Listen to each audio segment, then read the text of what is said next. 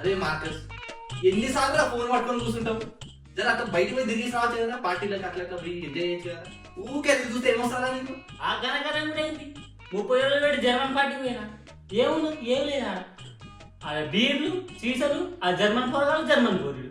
మనోడ పోలేడు, dance చేద్దామంటే మన పాటలు కూడా లేవు. అందుకే వండర్ఫుల్ ఐడియాతో ముందుకు వచ్చిన. మన హ్యాంబర్గర్ వాళ్ళు ఇండియన్ పార్టీ పెడుతున్నారు. ఇండియన్ ఫుడ్ కూడా ఉంటది, ఇండియన్ మ్యూజిక్ ఉంటది, అన్ని డ్రింక్స్ దొరుకుతాయి. నేను ఆ గూగుల్ గుండెలుతున్నావు. పార్టీ విషయానికి వస్తే ఆగస్టు 10th ఉన్నది, సాయంత్రం 8 o'clock అన్నమాట.